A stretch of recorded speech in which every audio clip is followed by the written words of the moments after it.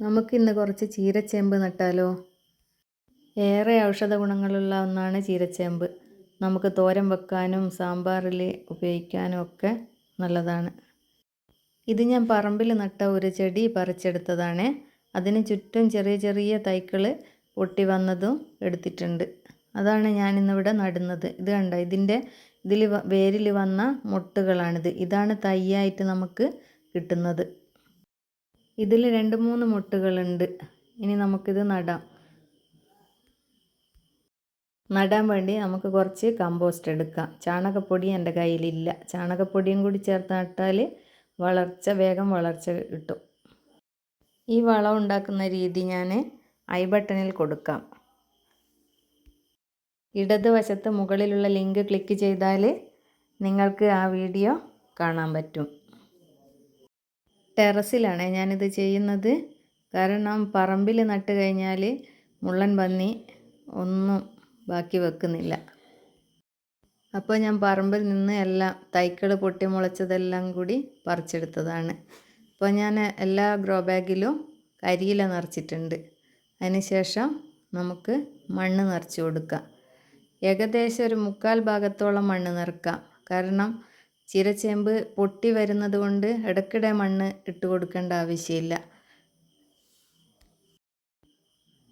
അധികം താഴ്ത്താതെ നട്ട് കൊടുക്കുന്നതാണ് നല്ലത്. എന്നാലേ മേലെ നിന്ന് വിത്ത് പൊട്ടി തൈകളായി വരികയുള്ളൂ. അപ്പോൾ അതിന് ശേഷം നമുക്ക് ചെറുതായി നനച്ച് കൊടുക്കാം. പ്രഷറിനും പ്രമേഹത്തിനും കാഴ്ചശക്തിക്കുറവുള്ളവർക്കൊക്കെ നല്ലതാണ് ചീരച്ചേമ്പ്. നമുക്കിനി ഇത് നട്ട് കൊടുക്കാം. ഞാനിപ്പോൾ ഒരു 10 ഗ്രോ ബാഗിൽ മണ്ണ് നിറച്ചിട്ടുണ്ട്. നമുക്ക് ഓരോ ഗ്രോ ബാഗിലും 2 തൈ വീതം വെച്ചിട്ട് നട്ട് കൊടുക്കാം. ഇതൊക്കെ ഞാൻ പറമ്പിലുള്ള വലിയ ചെടിയിൽ നിന്ന് പൊട്ടിക്കിളിർത്തത് പറിച്ചെടുത്തതാണ്.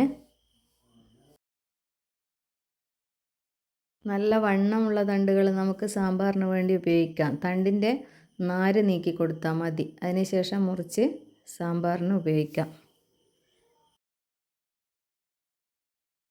ഒരു തൈയെ നമുക്കിതിൻ്റെത് വേണ്ടു. പിന്നെ നമുക്ക് ഇഷ്ടം പോലെ തൈകൾ ഇതിൻ്റെ ചുവട്ടിൽ ഉണ്ടായിക്കൊള്ളും.